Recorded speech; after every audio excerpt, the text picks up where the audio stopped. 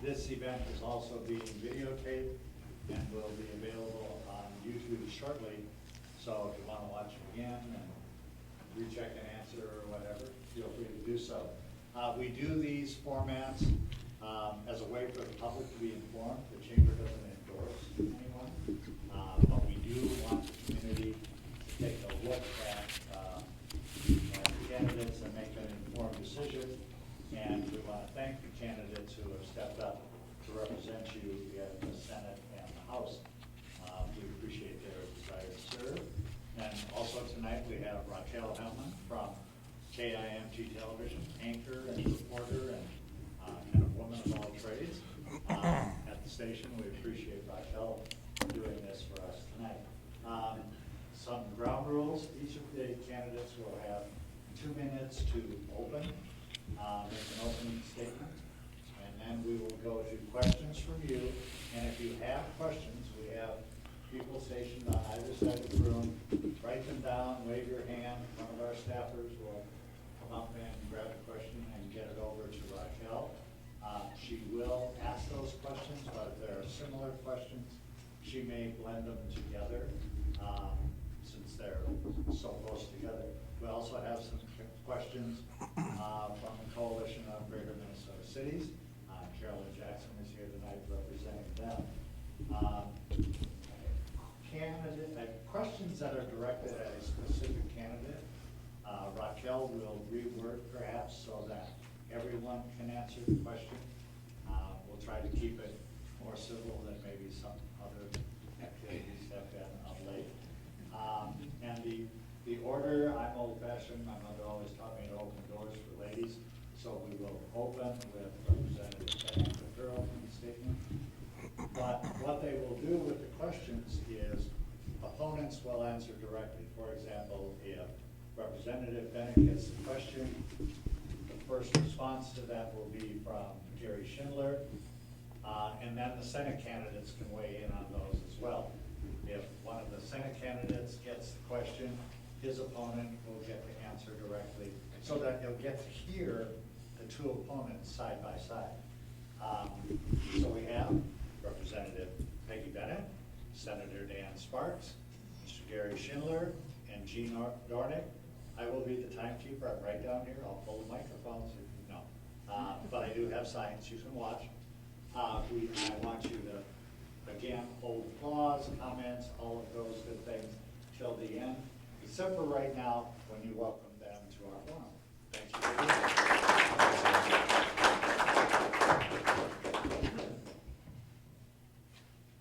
All right, well, we will start with opening statements, 2 minutes each, and we will start with Representative Bennett.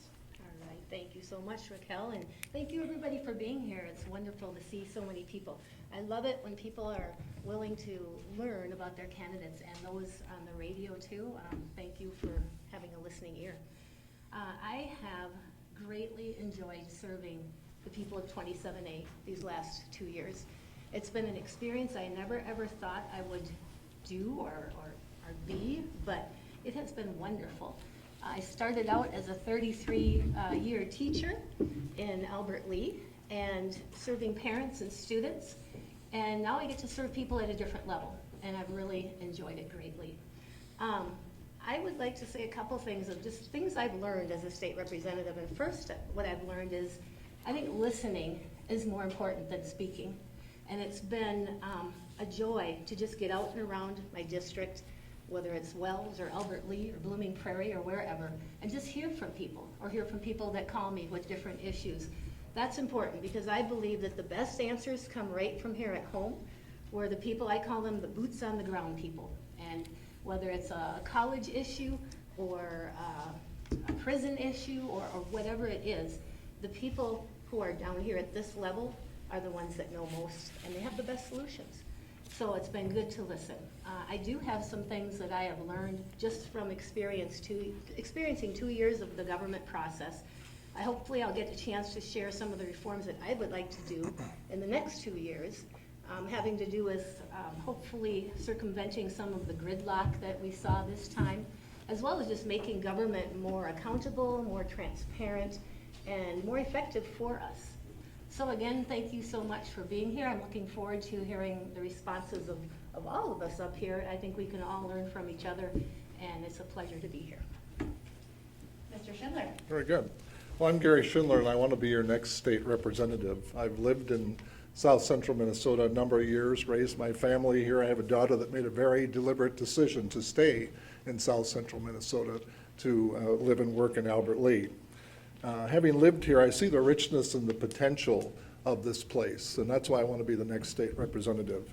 I see its fine people, its rich farmland, its award-winning schools, its expanding wind farms. We have Mayo-affiliated health care and a college campus. We have expanding senior living facilities that serve our seniors in the region. We have a regional veterans clinic and a state park, and I can keep going on, and it portrays the uniqueness of this place. My feeling is that 2 years ago, some promises were made to greater Minnesota and to South Central Minnesota, and I feel that those are promises unfulfilled.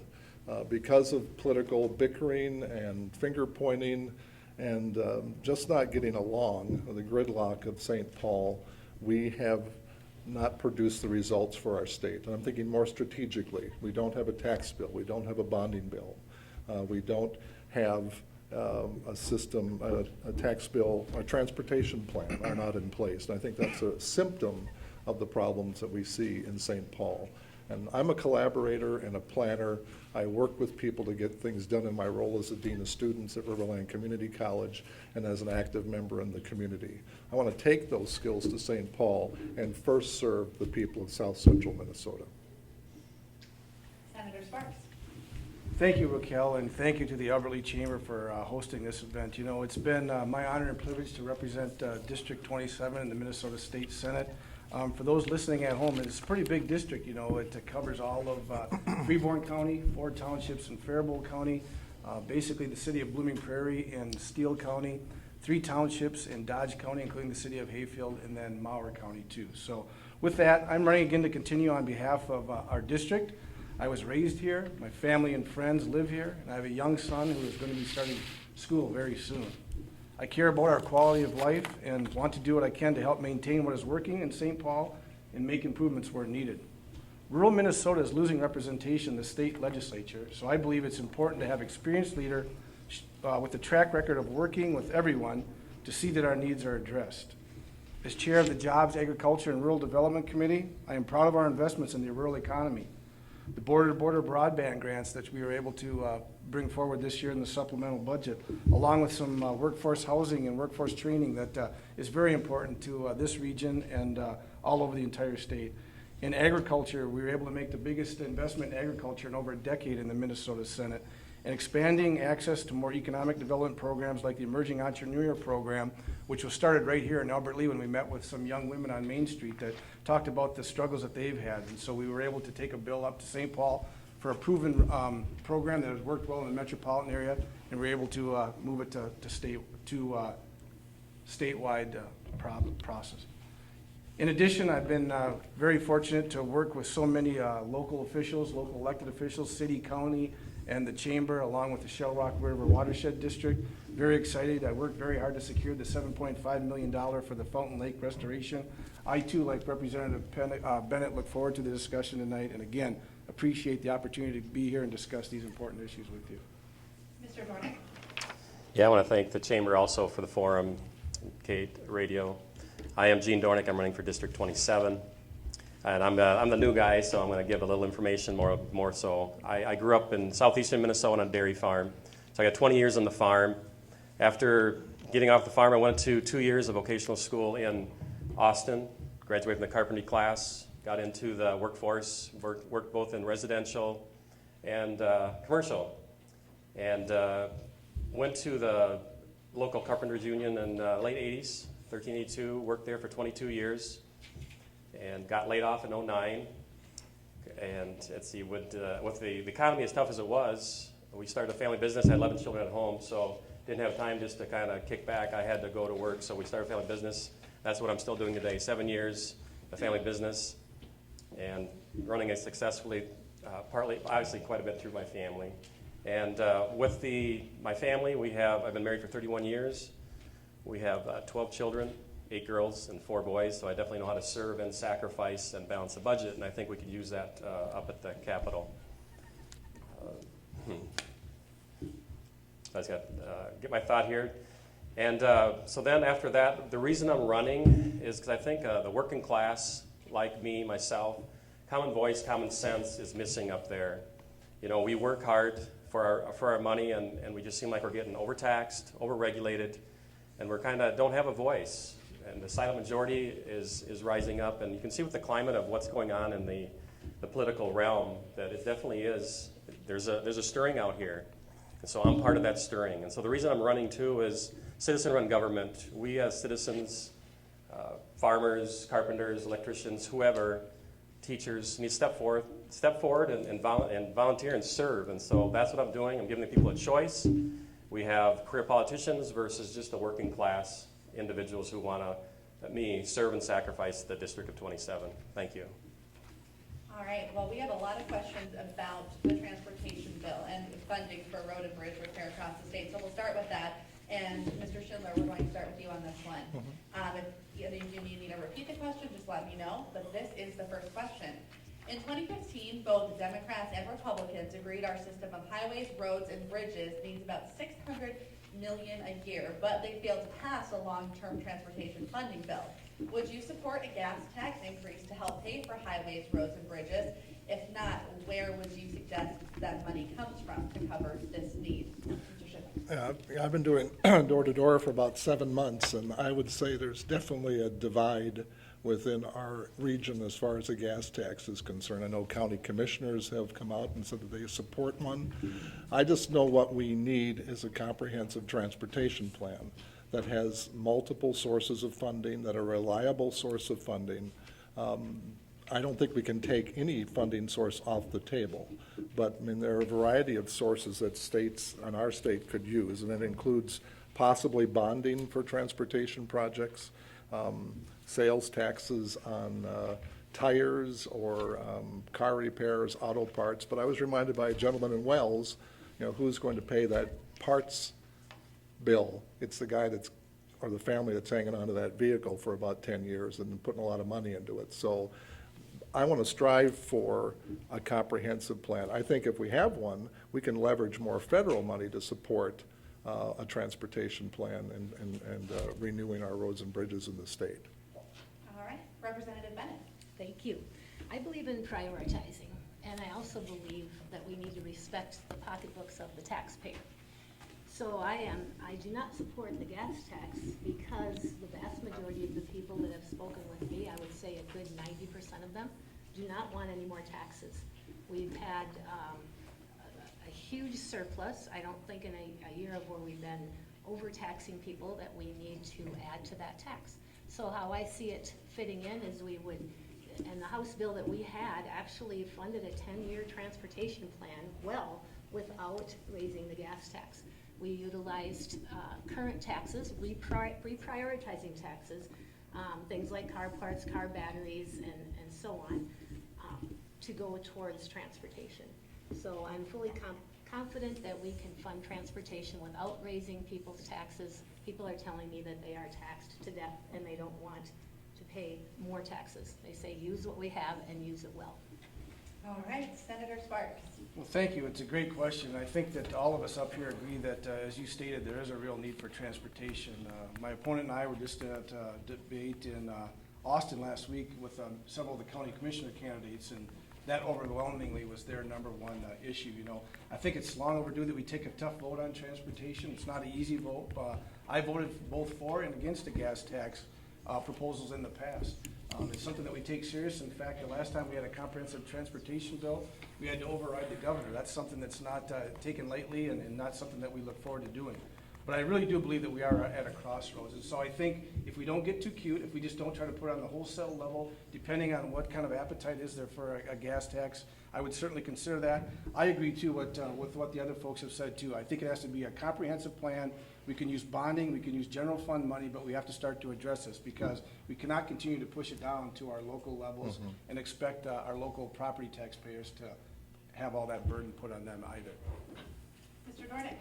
Thank you. Well, I always tell my kids that you don't know where you're going if you don't know where you came from, or if you don't, rephrase that. You don't know where you're going if you don't know where you came from. And I think 4 years we have had, 2013 and 2014, we had full control of the Democrats. So I don't know why they didn't raise the gas tax then if they wanted it so bad. So this isn't a problem that just kind of sprung up on us. It's something we've been dealing with, and now it's kind of come to a big kind of a climax here. So my point is, I guess I'm against the gas tax. If they really wanted a gas tax, why didn't they do it when they were in total of 13 and 14? They could have done that. And so I too agree with the comprehensive, but I want to make that point because I think it's something that got kicked down the road and now we're having to deal with it. And the bonding bill, we had some funding there for the roads and bridges that was killed purposely, deliberately, it sure appeared to, and that is not acceptable. So no on the gas tax. There are other ways, and thank you. Can I just follow up on one item, Randy? Was that an option or no? Okay. I think it's about context. Here's what's in my mind. It's 50-50, 40-40. 50% of the roads in this state are over 50 years old, and 40% of the bridges in this state are over 40 years old. We need to take action. And I know one thing our constituents don't want, when this has come up doing door-to-door, do you want your road to go to gravel? Well, no, people don't want that to happen. So this is a bipartisan opportunity in the state of Minnesota if there isn't one. We've got to get together. I think Freeborn County is $4 to $6 million in deficit as far as doing maintenance on its roads and bridges. We're in the top 15 counties in the state with the miles of asphalt. So something has to happen, and it has to be done in a bipartisan approach to get something done. All right. Next question is about local government aid, and the question is, well, here's a little background first, and then we'll get to the actual question. Local government aid continues to be an important program for restraining property taxes and providing services to residents and businesses at a reasonable cost. For 2017, the LGA formula distributes approximately 66% of all LGA funds to Greater Minnesota versus 34% to the metro area. The LGA formula was reformed in 2013 and has the support of the CGMC, Metro Cities, and the League of Minnesota Cities. The LGA appropriation to cities across the state is flat. It does not increase with inflation. Also, because of past cuts, LGA is still $45.5 million less than it was in 2002. So the question is, do you support the current LGA formula, and would you support an increase in LGA to get back to that 2002 level? Senator Sparks, we're going to start with you for this one. Definitely. Thank you for the question. Local government aid is so important. Ever since I was first elected back in 2002, I've worked hard to make sure that we secure those because it's just a fairness issue, certainly for the people of Albert Lea and Freeborn County and of all the people that I represent. We were fortunate back in 2013, you said we passed $130 million in aid for that. A lot of work went into that to try to get everyone to the table to get an agreement on that. Was a huge undertaking, and it's been working quite well. In fact, this last year, we championed it in the Minnesota Senate. We fully funded LGA, I believe it was the $45 million level that would have taken us back to those 2002 levels. And I voted for it this year, I'll vote for it again, and like I said, I think it's so very important for our local property taxes because we don't have the same property wealth as the metropolitan suburban areas, and it certainly helps people that are on fixed incomes pay those property taxes. Mr. Dornick.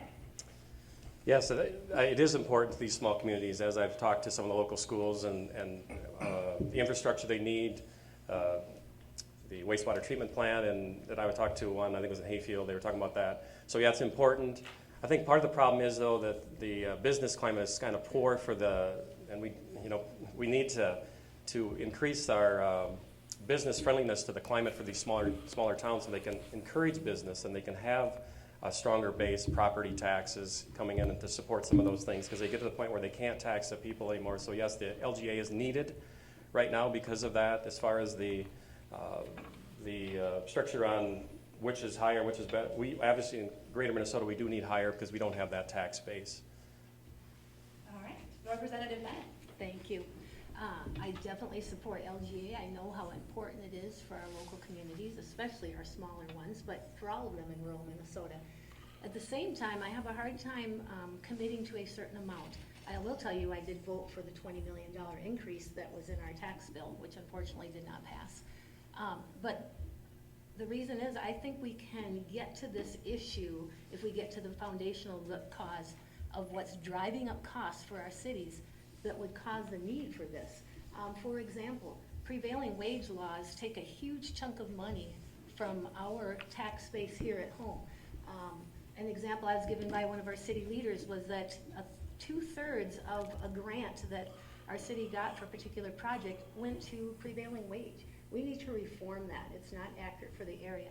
We also have water regulations that are coming down for our sewer treatment plants that are probably gonna quadruple our water bills. All these things add to the costs of our local governments. I think we can reform regulation and that type of thing so that we can get to the basic need, which is government needs enough money to operate and do it wisely and do it with common sense.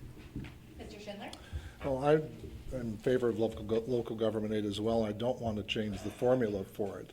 If we value local control and local planning, local government aid is the resource to do that. It's a way for a community to improve its infrastructure, provide services to its residents, and if you want to see some property tax relief, because that's a concern of all the constituents in 27A, there's immediate property tax relief if you give cities more local government aid to make those strategic decisions for their community with that resource. I believe the first House budget cut local government aid. So I think it's an invaluable resource if we truly value local government control to make decisions about their community. May I make a comment since we had comments before? I'll keep it Sure. short. Just want to add that, again, I support local government aid, but also, even in the 2013-14 session when there was a pretty good increase given, even the Democrat-controlled, the majority leader at that time, Speaker of the House, said that he did not see the connection between property taxes going up and government aid increasing or going down or whatever, that it's questionable whether that's really helping. Again, we need to get to the source of the problem and not just keep putting Band-Aids on our issues for costs or local government. All right, excuse me, I'm getting over a cold, I just have a little tickle in my throat, I apologize. Okay, so the next question is something we've dealt with quite a bit very recently, the flooding issues that the local communities have seen. What could you and would you do as a representative of the state to help solve some of the infrastructure and flooding issues that we see all too often? This one, we're going to start with Mr. Dornick. Well, I went to the meeting they had for the lakes here in town, and they were talking about some of those issues with some of the things that they've done to secure some of that, and they're continuing to work with the state and having ideas, coming up with those ideas locally so then the state would be able to help fund some of those. And some of those we have to bring some money to the table ourselves. And then like this last flood we had here, you know, as far as the Dayton coming here and having a state of emergency, that, you know, that's just one of those things where you have a real serious issue that you need to deal with, and the state just comes in and helps us. So as far as Austin, I know they've gotten quite a bit through the years, and they've kind of fixed and adjusted those. And so I'd have to learn some of that stuff. I don't know all that stuff. I'd have to be open, and that's where I'm a humble person. I would learn and get some of those answers from the local people. Senator Sparks? Well, thank you, and I think that we have been very successful.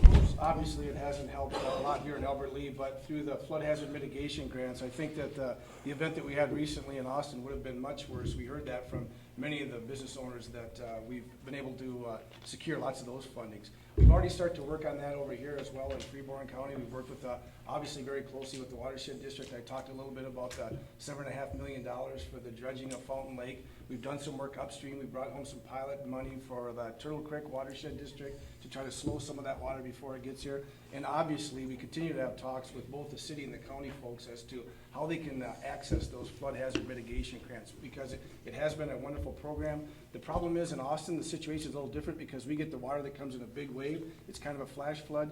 Here in the Albert Lea and the Freeborn County area, it kind of comes and stays for a lot longer. So we have some challenges, but obviously we'd be willing to work with the channel areas or other watershed districts to try to prevent that from ever happening again to anyone. To have to go through that is very unfortunate.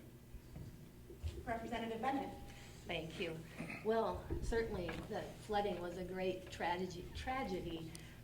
Right after that heavy rain, I went out to Hollandale and observed the farm fields and talked to some of the farmers, talked to some people in Hayward whose sewer backed up, and what a mess. I think part of my job as a legislator and what I did was to get out and around and talk to people and then communicate those things at the state level. And like Senator Sparks said, we do have a lot of good grants available that have helped Austin and can help Albert Lea as well. We also have hopefully some federal funding that will come for the state of emergency things, which the governor is working on. So best thing is to be proactive. We have a watershed board that is working on some of those things as well as water clarity. But it's an issue. I think things are working well, but we need to continue on the same path that we have, I guess. That's how I see it. And Mr. Schindler. And, well, my hometown is East Grand Forks, Minnesota, and they got flooded pretty hard many years ago. I remember loading up a Red Cross truck here out of the old Walmart site. I think we need to use multiple strategies here, leveraging federal money. I agree with Dan and Peggy about the use of the flood mitigation grants. To me, we do have a surplus in our state, and that may be a source to deal with some disaster relief, but we need some planning. I think rather than reacting, we need to study flood-prone areas and find a way to work with the city or the county to direct resources and to deal with that pending disaster, especially for areas that are prone to flooding. Okay, the next question has to do with another hot topic, which healthcare. The question is about healthcare providers and the state health exchange. I'm going to reword it just a little bit to make it a little more general, but how do you feel reform is needed with the state health insurance exchange, and how can you make sure that there are enough providers available for residents? Representative Bennett, we're going to start with you for this one. All right. Absolutely, we need great reform in this area. This has been, I would almost call it a state of emergency in Minnesota for the healthcare costs. And, Minnesota used to be a leader in healthcare, and unfortunately now what we are is a leader in healthcare costs. We need to have some action, which we started in our legislature. We asked the governor to look for a waiver for getting people some tax relief at the federal level, the tax credits. We also helped with medical assistant liens on seniors that were being put on them, that won't happen anymore. But many of the things that we've tried were unfortunately blocked. And we have to come together and say, we won't blame, let's just get going and fix this. One of the things that we tried to do is just get rid of some fraud and waste in this program. And it was over $1 billion a year is wasted through MNsure. We need to fix that. Counties are incredibly weighted with the cost of it. It used to take them 5 minutes to get somebody signed up. Now it takes them an hour. That's all. It's an incredible mess. It needs to be fixed now. Mr. Schindler? I totally agree. In spite of some TV ads that you may have seen, I wasn't responsible for MNsure. I'm just a Lions Club member and a board member at the museum, but it does need reform. I'm not a blind supporter of MNsure. It needs reform. The first place it needs to be reformed is the system itself. When MNsure was rolled out, the computer system didn't work, people had long delays, counties had to hire additional staff to deal with that workload. Then when it came to be renewing your policy, the system didn't work and there was delays to renew your policy. And then in order to claim your tax credit, the state needs to provide an IRS form so you can claim a tax credit. Our state was late in getting those forms ready to tax filers. To me, that's not indication of Minnesota best in my mind. But there are reforms that can be done. There is a number that can be done. The tax credits will ensure some savings for some families. I would advocate for pooling, allow small groups to pool and individuals to form some pools to reduce those costs. We need some prescription drug reform. Oh, such a loaded issue. But again, it's bipartisan reform. We have to work together. Both parties, it's a statewide issue. Both parties have got to work together to solve it. Mr. Dornick? Yes, we definitely need reform on this. You know, just in the paper today, it talked about KSDP had a health insurance makes it in dire straits. You know, premiums jump, state calls increase unsustainable. So yeah, we're definitely having a crisis here. And just last week in the KAL debate that I had with Mr. Sparks, I just had a couple quotes here. As a state, Minnesota has done a great job concerning the healthcare thing. And I think we need to first admit where we're at. And as far as the finger pointing and stuff, I don't want to do that, but we need accountability, responsibility, and transparency. See where we're at and start to address those issues. So we have a problem. The first one is the fraud and waste. We got over $1 billion in fraud and waste, and we need to address that right away. The Republicans tried to do that. They called it pixie dust, and it was just minor. It's huge. We need to address that. Some of the other things we need to do is, as Mr. Schindler said too, was the system they set up to run this thing just isn't working. That's broke. We need to fix it. And Mr. Senator Sparks? Thank you, and I would just say that Minnesota has done a good job that my opponent talked about, and that we are a leader in health insurance around the entire nation. And unfortunately, this is happening across the country, but many other states are still looking to us as a leader. Of course, there's need for reform. You know, I think right now it's a problem with prescription drugs and our aging population. But having said that, in the Minnesota Senate, we did talk about a few approaches to try to alleviate this because we saw this coming. The first one, as Representative Bennett talked about, was the federal waiver, allowing us to go back to that high-risk pool, which we've had in the past, the MCHA program that we could put individuals in that would alleviate a lot of costs. The state of Alaska recently just did a special session because they understood how important this is. You know, I hear a lot of people talk about this is only 5% of Minnesotans, but if you're one of those 5% that your premiums have gone from what you were paying to more than your mortgage payment, that's unacceptable. We also have some options that we can look at, like we talked about, bringing the individuals and the small market groups merging, as well as considering a reinsurance option like we do in the workers' comp system. But I think it's important to remember, too, that MNsure does not set the rates. It's just a place where we go through and then you try to plug in and see what you qualify for. And ultimately, we need to have more competition here in southern Minnesota. 2 providers is not enough, and we need to at least try to figure out a way that we can have the Department of Commerce put some pressure on those folks to make sure we have competition here in southeastern Minnesota. Quite a few questions regarding the watershed district. So the next question, would you be willing to introduce a bill making watershed district board of managers an elected position? Mr. Schindler, we'll start with you. You know, part of this experience of being a candidate is you are a student and you learn all the time. And that is probably an area that I need some study. I think our watershed that we have here has demonstrated their effectiveness, the way it's structured and the way they have financed the needs in this area. So to me, that isn't broken, and I'm not certain I would advocate to change it. Representative Bennett? Okay. Well, the Watershed Board has done a good job with many projects in our district, and they're moving forward, attempting to dredge the lake, which is something everybody wants.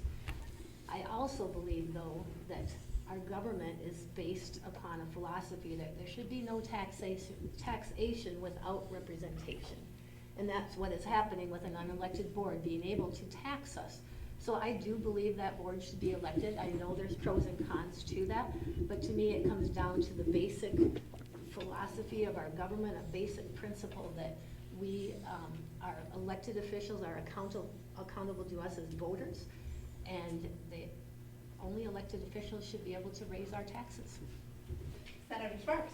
Again, a good question, and I certainly would be open to that discussion. You know, we've had a very good working relationship with the Shell Rock Watershed District. I think that they've been very successful at the state level. I see former Representative Dorman here, that we worked very hard about 10 years ago to pass a local option sales tax that was supported by many of these residents. And as that comes up for another vote potentially, I think that we all have to be on board, and I think some people will ask questions like Representative Bennett said about accountability. But having said that, I think that they're working hard. They've done a lot of good work here. Obviously, to secure that $7.5 million has been a real challenge, and I think the other thing is that they're starting to earn a reputation in St. Paul that they are good stewards of that money.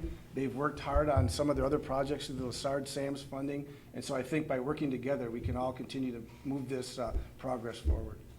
Mr. Dornick?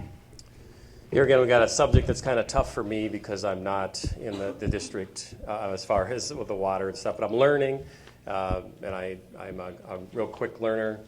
And so as far as the elected or not elected, I guess I would agree with Representative Bennett that I'm one of those guys too that I'd like to see our representative or being elected for the decisions they make.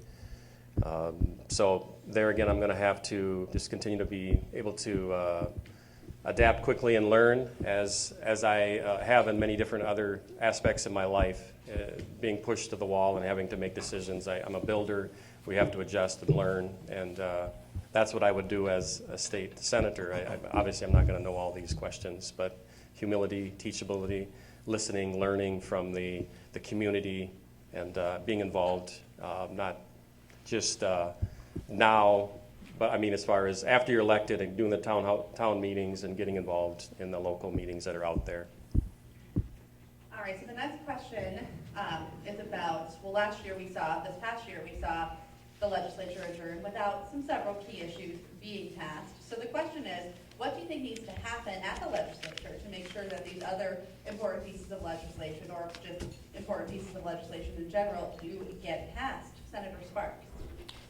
Well, that's a good question. And first of all, I would say, I mean, obviously we're talking about the two big bills that didn't get passed, but I would argue that a lot of things were accomplished this legislative session. We passed over 100 bills during the 2016 session. I think many people forget that very early on we passed unemployment insurance tax break for all businesses across the state of Minnesota. We passed clarifications to the new buffer law. We heard many farmers were concerned about that, so we went back to the drawing board and made some changes on that. And we passed a supplemental budget that allowed, for voluntary pre-kindergarten programs. The city of Albert Lea was fortunate enough to take advantage of that grant. I can go on, but let's get to the point, and I think you're right. Something needs to change. On other committees, we have strict deadlines. Unfortunately, when it comes to leadership in the past several years, and as Democrats and Republicans are both guilty of it, we just blow right through those deadlines, and what we get is mass chaos at the end of session. I think that's unfortunate. It's about time management. All other committee chairs are held to strict deadlines. I think on those major bills too, we have to move back and make sure that that happens, and then don't start bunging or putting bills together. The tax bill gets tied in with the transportation bill, gets tied in with the bonding bill, and pretty soon nothing's allowed to happen. Mr. Dornick? Can you repeat the question, please? Absolutely. What do you think needs to happen at the legislature to make sure that legislation does get passed before the session adjourns? Okay, it is a very good question. I think part of the idea that the one bill, one vote comes in where you kind of, these big omnibus bills come together and they have all these bloated things in here. Let's start prioritizing. Let's vote at them one at a time and say this one's important, this one's not. And getting through that instead of waiting to the end and have this big bill, and that's what we ran into, or they ran into at the end of the session was that. And at the end of the bonding bill, when they killed that, they added this amendment to at the end. They shouldn't have had to deal with that. And then the other thing is too with the tax bill, it's being held hostage for just political politics. It's not about gridlock. It's more about just posturing. Governor Dayton is holding the tax bill just for that little, the word is, and that's what frustrates the people, is that they're not working together. They're political, that posturing of, and just not getting the job done. Mr. Schindler? Well, to me, there's three issues that are left on the table between a tax bill, a bonding bill, and a transportation bill. My first priority would be to address the bonding bill. That is a way that invests in our infrastructure as a state. It creates immediate employment with those projects. It does have an impact on transportation system because the bonding bill included some projects for roads and bridges. So to me, that would be the priority, to deal with those bonding issues. Plus, it would benefit Albert Lee. We have a $7.4 million bonding project for this campus to upgrade facilities. And Riverland is only one of 5 colleges in this state that's seeing growth in enrollment, because we're pretty strategic about it, but the growth is here in Albert Lee at this campus. So now, to me, that makes it a priority to get the work started on this campus as well. I think after that, then we deal with taxes, because our folks need some tax relief, and I'd like to see that tax bill addressed. But then to address the symptom of why these 3 things are on the table, we need to focus some priority on government reform. Clean bills, there's just a number of things we can do to reform state government to prevent this gridlock from happening. Representative Bennett? Okay, thanks. Yeah, and Gary, I totally agree with you. I was crushed when that bonding bill I hear didn't you. pass, because I worked so hard to get Riverland in there. I helped write it. Yeah, it's such a good project, so it's sad, as well as the Stables area for their sewer.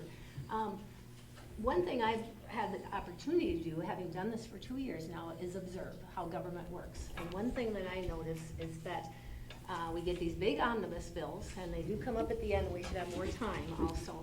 But I believe we should have to take controversial issues like Southwest Light Rail or the gas tax or whatever, both sides of the aisles do this, and don't stuff them into big bills where legislators and senators are forced to vote on them. That's how bad legislation happens, and it also holds up good legislation. So I think those things should be taken out, voted for on their own merit, debated on their own merit. And if I'd be glad to vote on the gas tax or Southwest Light Rail.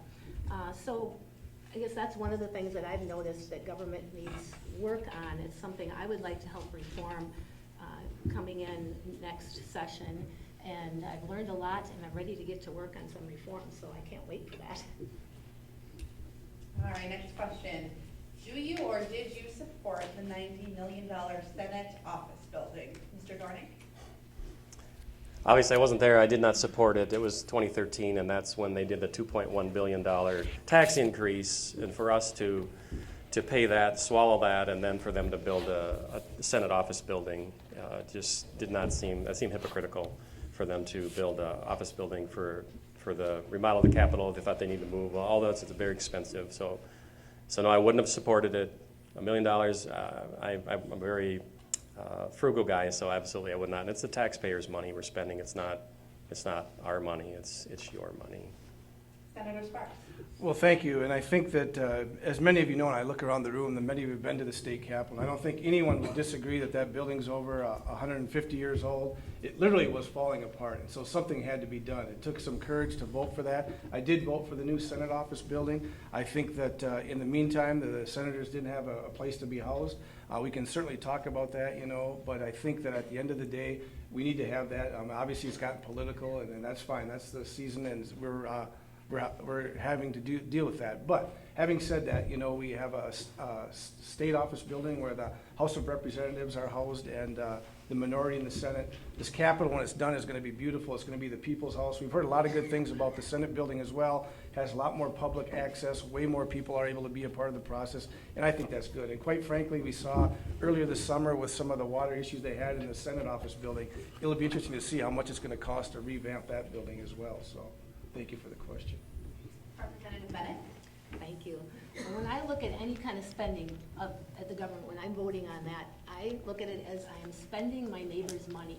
And I want to spend it wisely, and I want to spend it with common sense. And just like my neighbors, they can't put on every addition they want to or add a swimming pool or whatever. They have to look at their budget. I believe we do too.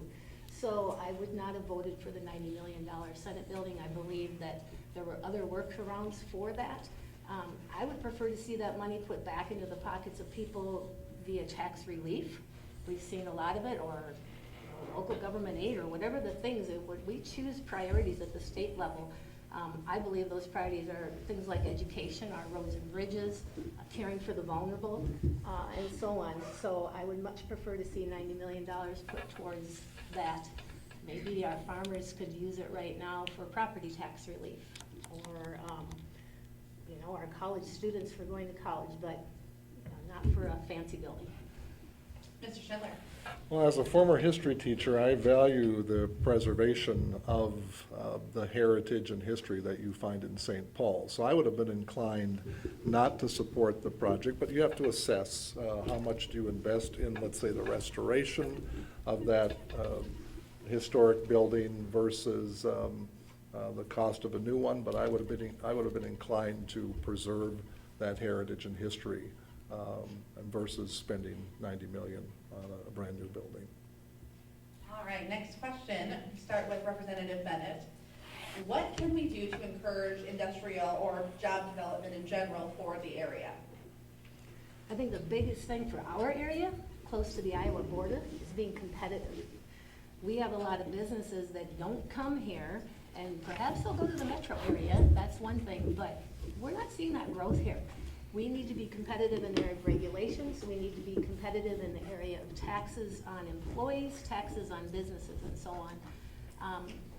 I also see that, and I just lost my total train of thought here, some of the regulations I think I've mentioned before, but some that we did already with taxes, we actually lowered the amount of money that businesses are having to pay for unemployment insurance. We attempted in our tax bill to take the statewide property tax and give some relief in that area for our small businesses. All these things help businesses be competitive and help them to grow. We have businesses already that won't come to Minnesota. We have businesses here in our own community that cannot grow because of legislation and regulations that are happening. I can give you specifics, but I don't have time in my minute. But I will say that if we don't stop this anti-growth for our businesses happening, we're going to lose the businesses that we have here as well. And those are our jobs. Mr. Schindler? Well, having been around the district for the last 7 months, door to door, our communities want economic development. I think there's 4 approaches we need to achieve that. One would be tax reform, especially property taxes. I think you can achieve that with local government aid and a transportation bill. We need to look at workforce housing. We need to make certain we have, for working class folks, affordable housing to purchase and or rent. And I think, again, the workforce housing tax credit is a way to do that. I would have supported that legislation. A critical one is workforce development. Our workforce in south central Minnesota is not growing significantly. I think it's the front page news story in Minnesota for the next 15 years because of declining. We have I'm graying. I think I got grayer when I turned 60, but we have a aging population, smaller high school graduation classes, some families that are choosing not to have children or smaller families. And so workforce development is going to be critical to replace workers that are leaving the workforce. We also need to ensure that our moderate-sized communities can have access to high-speed internet because that can spur economic development in our communities as well. Mr. Dornick?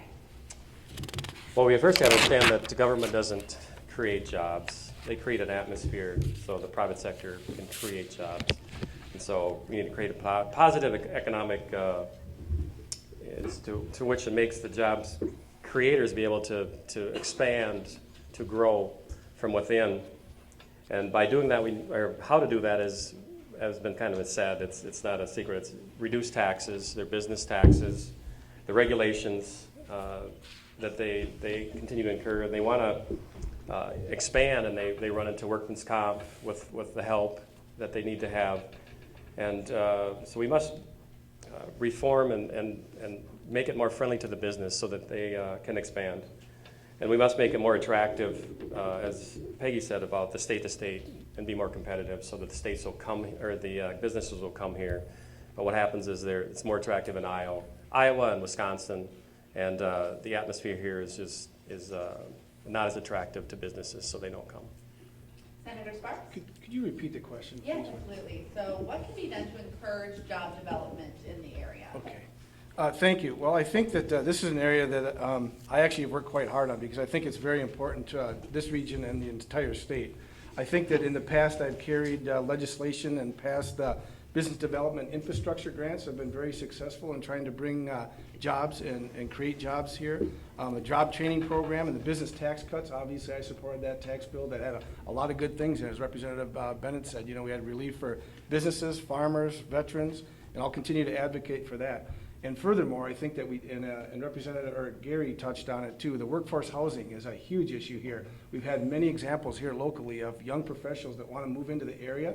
It's key not only to bring those people here and keep them here, but also develop our local communities. You know, we passed a grant program. That's only a part of it, though. The second piece was the tax credit that was included in the Senate tax bill, but we couldn't get across the finish line. If I'm reelected, I'll go back and certainly fight hard for that as well. All right, next question. There's a couple parts to this question, so let me know if you need it repeated. The primary task for the legislature during the 2017 session will be to write the next state budget.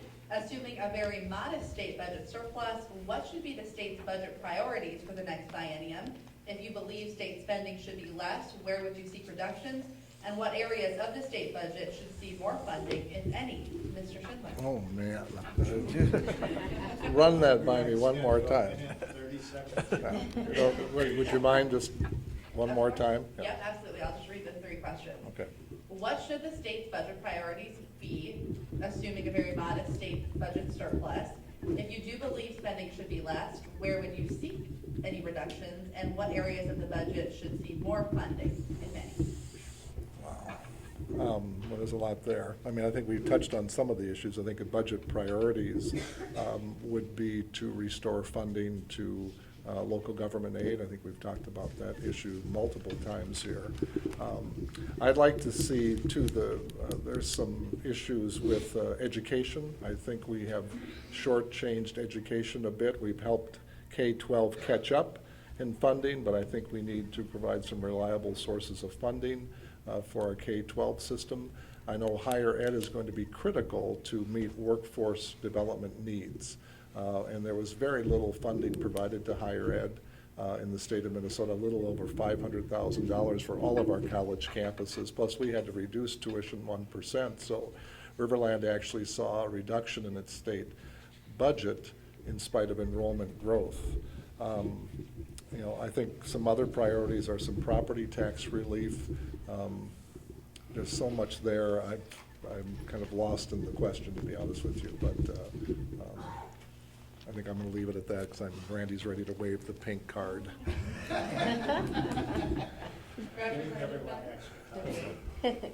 That's a big one to fit in 1 minute, but I'll just briefly, minute and a half, thank you. Okay. All right. Well, first of all, I'm a firm believer that we need to have priorities as a state government. I believe state government should be the meat and potatoes. Our communities should take care of the desserts. Now, I can get into what that means, but that would take a lot longer than a minute and a half. Some of the priorities that I see, government's foundational priorities would be in the area of transportation, our roads and bridges. It would be in the area of education. That's a big issue. In the area of taking care of our vulnerable. I think the nursing home legislation that we were able to accomplish bipartisanly over the last biennium was a wonderful thing, actually funding nursing homes for what it costs for care instead of having them go in the hole every day, every week, every month and year. So those kinds of things are priorities. I think another huge priority that we need to deal with right away, aside from, I think, getting some of these projects done that we didn't last time, Riverland College, and so on, but I think tax relief is huge. People are feeling taxed and feed, that's a word, to death.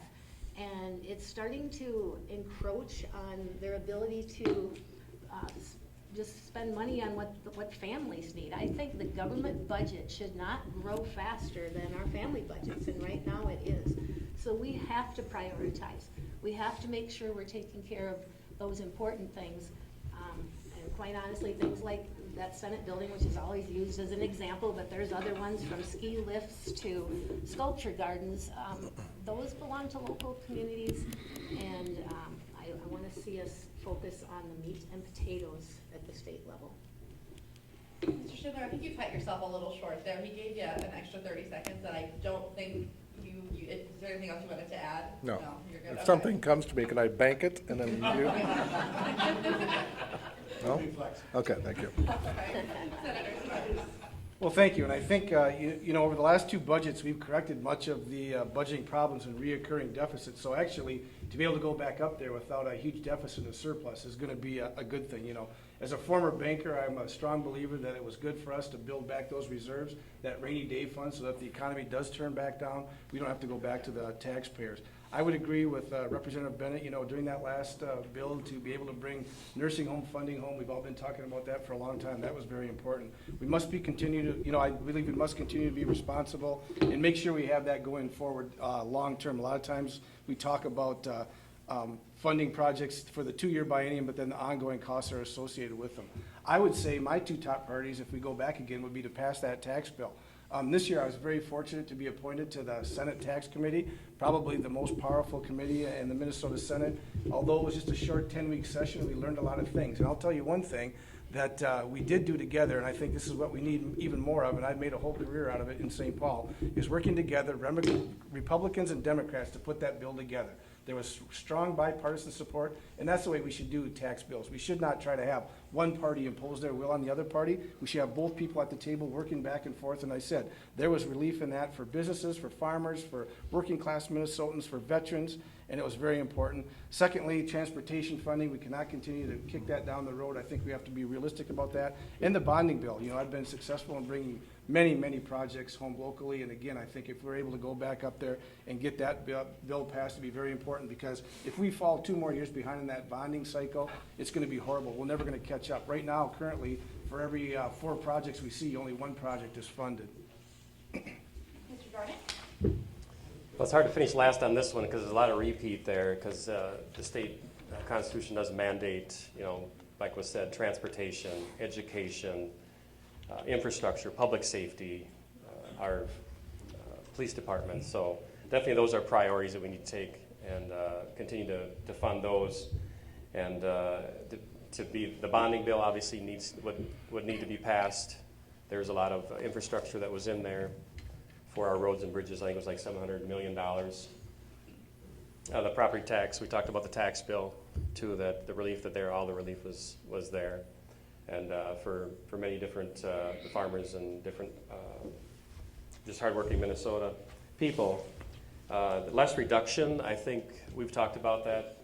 You know, the waste, the minister, $1 billion. What couldn't we have done with $1 billion for some of these priorities that we had? So government has to waste less. So we want efficient government, and as Peggy said, prioritize the things we need, the needs and the wants versus the wants, and start with the bulwark or the infrastructure of the things I mentioned. And I think that's all I have. The government waste is just needs to, we really need to adjust that, and that's where I think that really needs to be the top priority is the waste, because there's been a lot of it in the last couple of years. All right, next question. What is your opinion of the amendment to allow a special citizens board to review and increase the wages and salaries of lawmakers? Mr. Sparks? Well, first of all, it'll be on the ballot this year, and I think it's a good idea. I think that the state Senate and the representatives haven't had a raise in over 20 years, and you certainly don't do this job for the pay. You know, I think many people think that we drive around in limousines and get paid $100,000. The truth is, we make roughly $32,000 a year. And so I think it's very tough, and it probably is right, because we talked about it. We've already seen what can happen in politics if we try to vote for a building or do something that is tough, and certainly to vote for any kind of a pay increase for ourselves would be difficult. I think this allows the voters to put that on. We have an outside organization that would come in and look at it.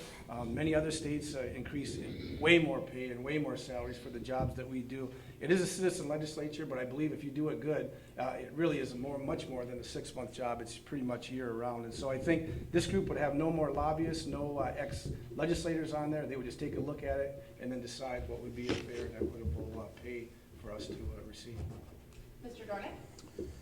Can you repeat the question? I mean, I kind of part of it, but. Oh, sure, yes. What is your opinion of the amendment to allow a special citizens board to review and increase the wages and salaries of legislators?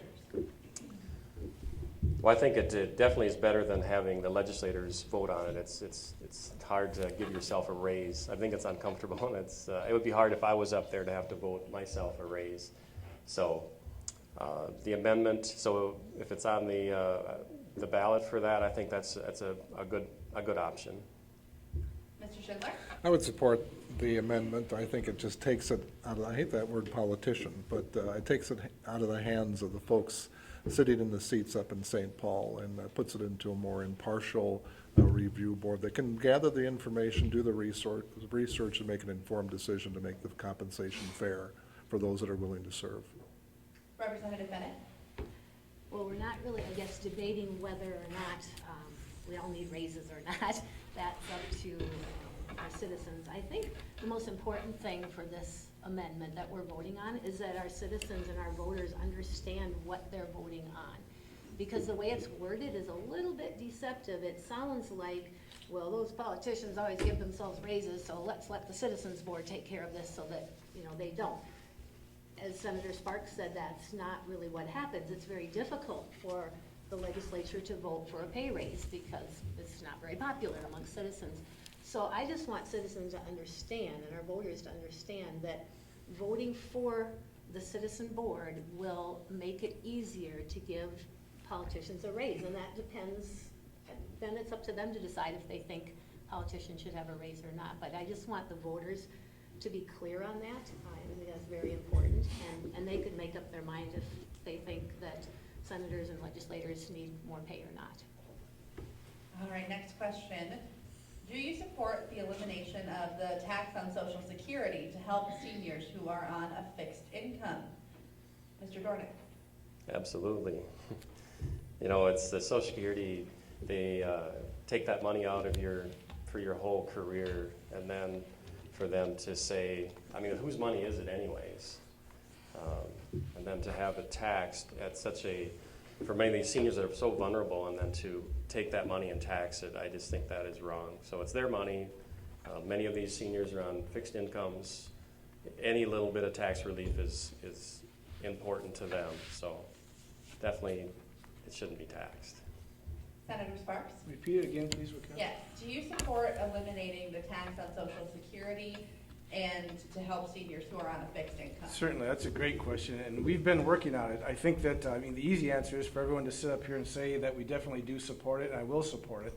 The problem is that it has a huge price tag with it. So we've been pecking away at it slowly but surely, and I think that we can continue to make progress, but I think to sit up here and say that you're just gonna eliminate it is gonna be a pretty tough task in St. Paul, because it does have a huge effect. Having said that, though, I think that we talked a little bit in the opening about local government aid. This certainly is important too, and a lot of times this is based on income, and we can talk about tax fairness and how that plays out, but I would argue too that probably property tax may be one of the most unfair forms of taxation as well, because many times those people are on fixed incomes, they can't control it. If we don't have that local government aid to offset their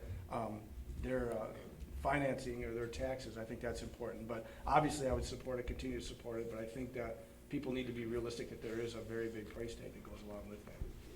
Representative Bennett? I definitely support, I think we need to phase it out and do it carefully. As Senator Sparks said, you always have to look at, actually I never realized tax relief is really an expenditure, so we have to look at it that way. But again, I view government as prioritizing. I think our seniors deserve to keep that money. We're one of kind of a few states left that still tax Social Security. There's still some left, but Minnesota, I think, should lead the way and start that phase out. We actually had it in our tax bill in the House last year. I voted for that and we passed it. We were not able, 2 years ago, we're not able to get it in this last one because of the very large price tag that it is, but I want to work towards that. And again, I think government can go on a diet a little bit. We all have had to in our local budgets, so why shouldn't government go on a bit of a diet so that our seniors can keep more of their Social Security? Mr. Schindler? Well, I would support it, and I agree with Peggy on the phasing it. I think there is a price tag. I've read some research that potentially $2 billion is taken out of the general fund or lost to the general fund, so I think we need to examine that. But we're only one of 14 states that I think still tax Social Security benefits. And the sad part is that many households haven't done probably enough planning for retirement as far as savings and investments. It gets tough when you're raising kids and you're saving for college and trying to save for retirement, maybe save for a vacation. So you've already been taxed on the money already, and to be taxed on it again just doesn't seem right to me. But some sort of responsible phasing in of that, elimination of that tax would be a good thing to do for our seniors in Minnesota. All right, next question is in regards to the bonding bill. A little bit of background first, and then I will get to the question. Because no bonding bill passed in the 2016 session, many infrastructure projects went unfunded.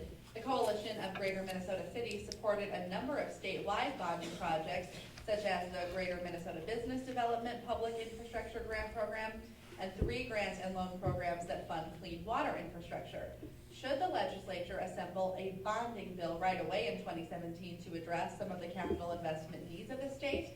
And what would your priorities be in a bonding bill? Representative Bennett. I would lean towards we should get a bonding bill going next session, being we did it this time. And the reason being is I've learned that our bonding bill is really taking care of our current facilities, whether it's college buildings, or if it's water infrastructure and that kind of thing. And just as in a household, if we don't do that every year and kind of take care of our projects and our infrastructure, things are going to go bad. So I think we need to do that. We need to do that for Riverland, for our, that $7 million project. We need to do it for our stables area and all the other things in the state.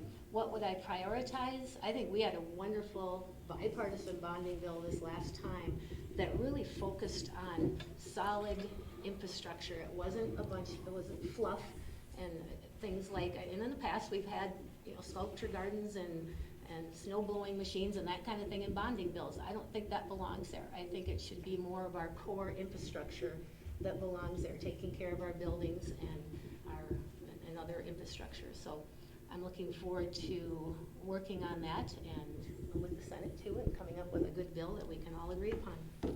Mr. Schindler?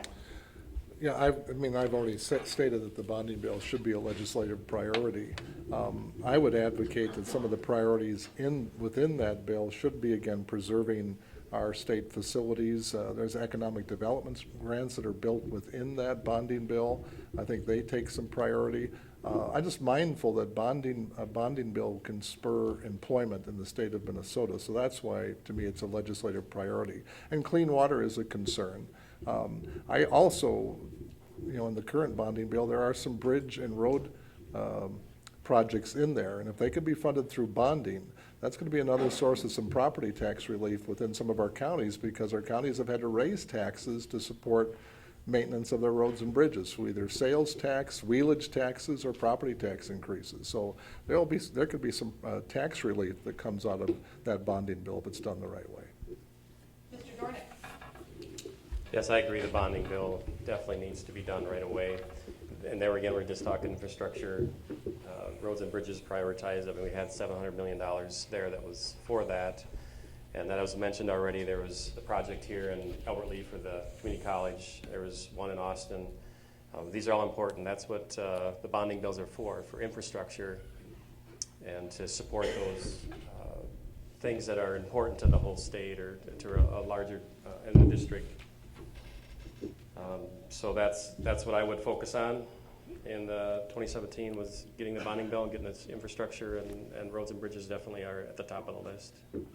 Senator Sparks? Well, thank you. It's a great question. And I would say certainly I'd go ahead and pass a bonding bill early. I would go one step further, though, and say that we probably should have passed a bonding bill in a special legislative session. We heard some conversation earlier about the Southwest Light Rail issue. I know that was kind of a contentious issue. We tried to find a compromise language on it, and we can go back and forth on that. But at the end of the day, the Met Council went ahead, figured out a way to fund that program to secure or at least stay in line for those federal dollars. So we took that off the table. That was the sticking point, and we still couldn't get an agreement on a special session for a bonding bill and that tax bill. So I would say that certainly it's important. I mean, we talked about the local projects. I've been a champion for those. I will continue to do that. Riverland Community College, we're so blessed to have this campus in Albert Lea and Austin. I've been successful in bringing many dollars home for them. The Stables area, we've worked hard on that with the city and the county to finally get an agreement, and to bring that to the finish line would be so, so important.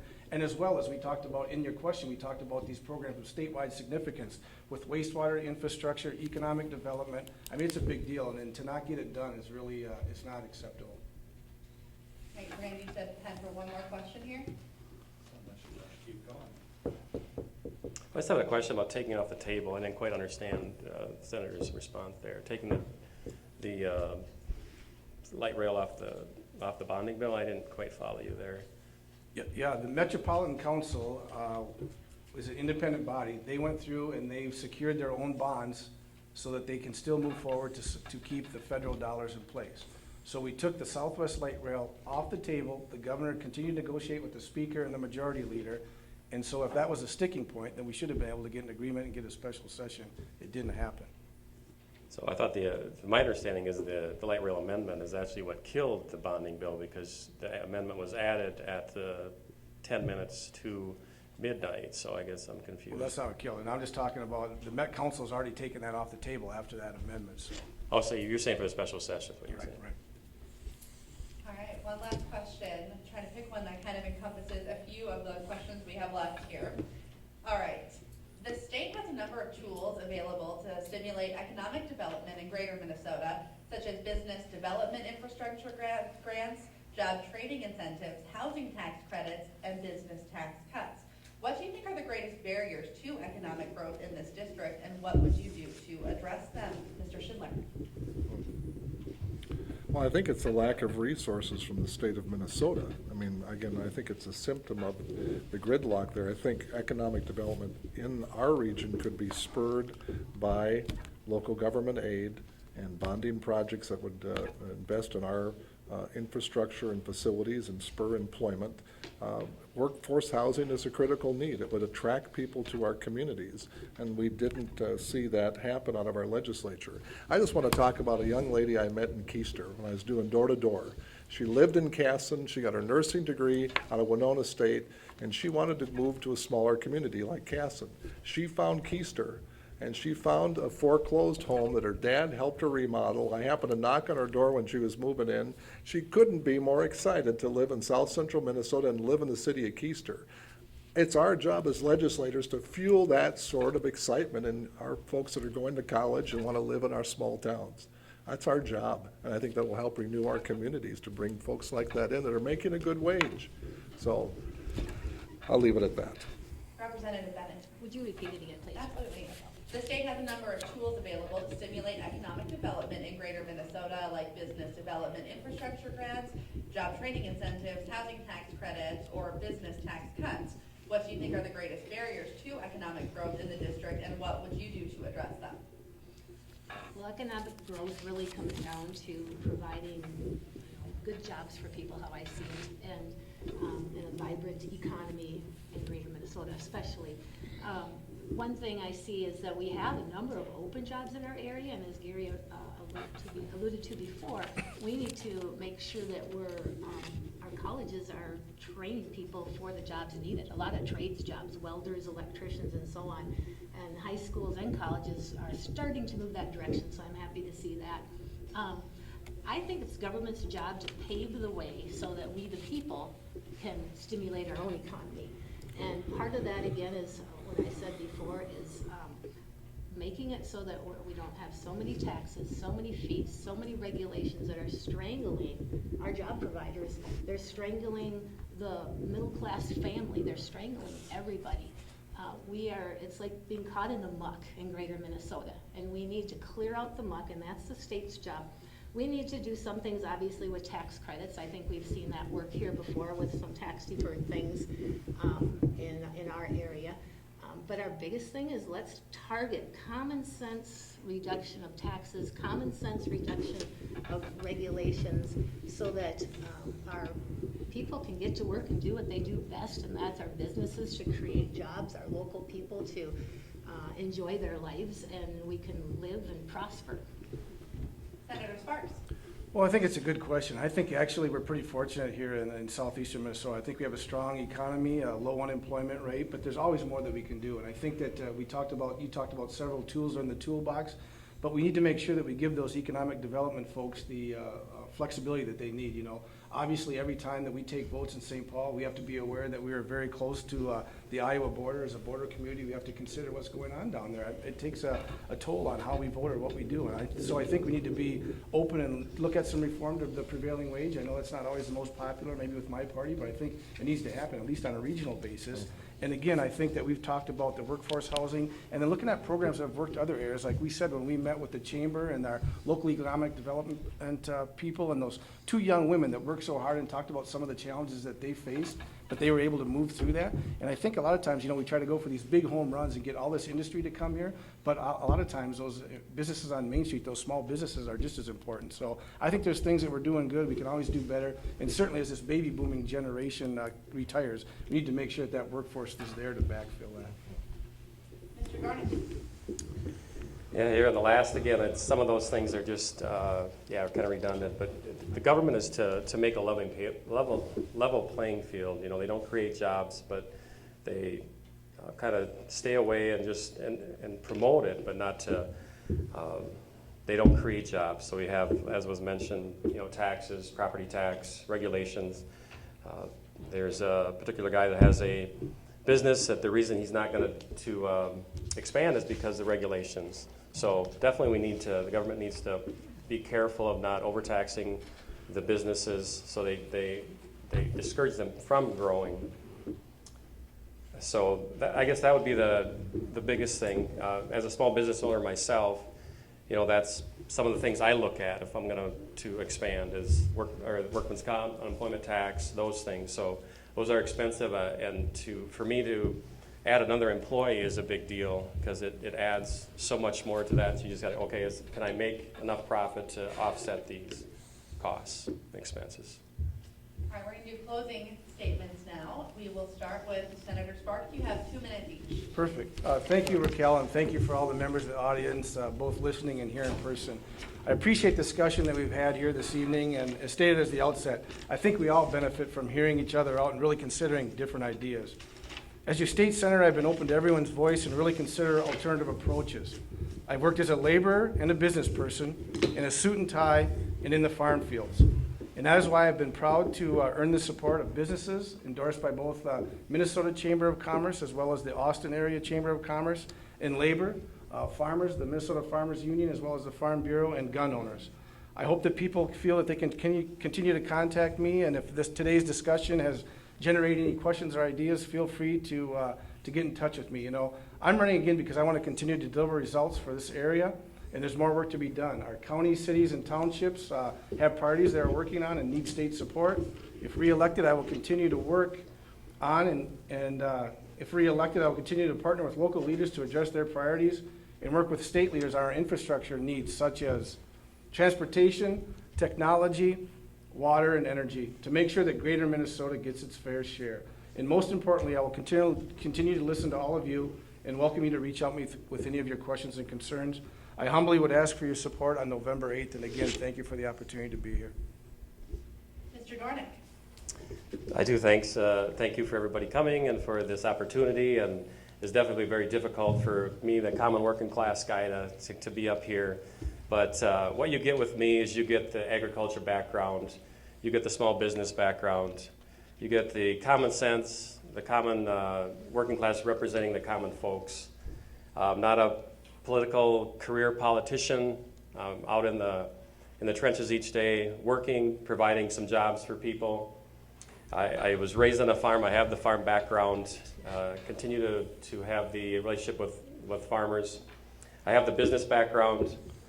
I have the prioritizing in a big family and making hard decisions, and that's what it's about. It's making the needs versus the wants, making those decisions, being able to serve, sacrifice, and that's what a public servant is. And so I also had the local 1382 Carpenters Union was the only endorsement I got as a challenger. It's very tough to get a endorsement because they just, it's always easier just to go with the incumbent. And so there's a broad, the way I can communicate with others, being a Democrat, or that most union guys are Democrats, I'm being a Republican, They supported me because they saw me work. They knew what I stood for. They saw me for 22 years working hard with them side by side. And they knew that not only did they endorse me, but they gave me a fair amount of money too. So that's what I bring to the table. And I tell people it's not about necessarily the bells and the whistles. It's about heart. It's about doing the right thing and making hard decisions. And to wrap it up, I will never forget who sent me, why you sent me there, whose money it is, and that our main job is to serve the people. And I'm not asking for your vote. What I ask for is to check between us, look at the bills that he voted for, look at 4 years. This is a kind of an exam for him. That's what this is. It isn't about what he did yesterday. It's about 4 years of policy that's been done. So examine his record, look at what I offer, and then maybe I could earn your vote. Thank you for the opportunity to be here today. Mr. Schindler? Well, first I want to thank the Chamber for sponsoring this tradition here in Albert Lea, and I want to thank you for coming. I want to close by saying that I want to bring my skills to St. Paul to work for the people of South Central Minnesota. The nature of my work at the college as a dean of students, but also active in the community, I'm a planner and collaborator, and I bring people together to get things done. In my work at the college and as well as in the community, I have to find multiple sources of funding to achieve some common goals. I want to mention, again, Riverland Community College is one of 5 or 6 colleges in this state that are seeing enrollment growth. That doesn't happen by accident. It's based on using our people at the college, planning accordingly, investing in the right resources, and we're seeing growth, especially on this campus. In order to keep students in college, I was able to secure over $1 million grant to the TRIO program to support at-risk students to help them stay in college, graduate, and get out in the job market or transfer. This isn't bright and flashy, but the second year of the biennium is about bonding bills, and I'm a trained bonding proposal reviewer, and I've written bonding proposals. I think I can bring that skill, and it would be somewhat unique in St. Paul to have that ability. As a legislator, I'm never going to forget that I'm a resident of South Central Minnesota first, and I'm asking you to send me to St. Paul. You're my boss. You set the agenda. You set the marching orders for me. As my motto says, I'm strong enough to lead, but smart enough to listen. And those are values that I embrace very dearly. So I'm Gary. I want to be your next state representative. I'm asking for your vote either tomorrow or November 8th. Thank you. Representative Bennett. All right, well, thank you, and it's been wonderful to be part of this, and I want to thank all the people up here at the table. Good to hear these ideas. Thank you to the Chamber, the Greater Minnesota Cities, and so on for sponsoring this. And thank you to all of you who had such great questions. You know what? In my mind, it's people that count, because people are the government. And people come before politics. The government is here to serve people. And we can't forget that as government leaders. And I'm afraid that we have in a lot of cases. I see, I see people hurting, especially in this healthcare issue that has come up. This is huge. And you know what? They say 5%, but that's a lot of people, 250,000 people affected by this. And a lot of them are right from down here because there are farmers, there are small business employees and small business owners, and they're being crushed. And part of the reason they're being crushed is because government has not been balanced in the past, and it's forced through. And I think on either side, things need to be bipartisan, especially critical things like healthcare. So we need balanced government, and we should never force things through that are huge like that with a one-party vote, either at the federal level or at the state level. The other thing, as I mentioned before, I've seen some areas of government now having experienced this that I would love to help work towards reform. Part of that is the one bill, one vote idea, where we can take these controversial items out and vote on them separately, debate on them separately, and if they have merit, they'll pass. And if they don't, then they shouldn't pass. We're getting too much bad legislation by forcing these things into these big bills. The other thing is I think government needs to be evidence-based. We need to respect the people's money. It's taxpayers' money. It's your money, my money that I'm spending up there. I want to spend it wisely and respectfully and respect your pocketbook. So that's what I would like to do going forward. I would love to be part of helping government be more responsible, transparent, and I mostly just want to serve people. So thank you very much. Just before I ask you to thank these individuals for spending their time tonight, I will point out that portions of this will be replayed on KAGE, 1450 AM, and that will be in the 11 o'clock hour through the course of the next couple of weeks. So, but what we really need to do tonight is thank our candidates.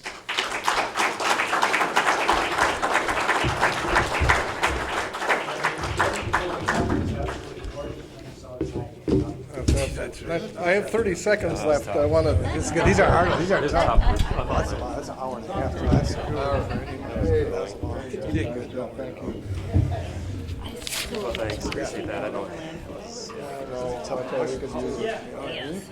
Well, yeah, I know what you mean. Drop the man. Employers will hire out of this place. You know, it's awesome. And good salaries too.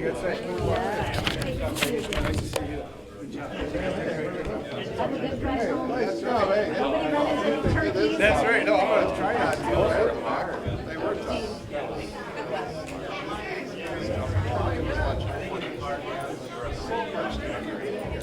Right, well, I'm working full time, I got 7 kids at home yet, so I just, so some of the questions like I got.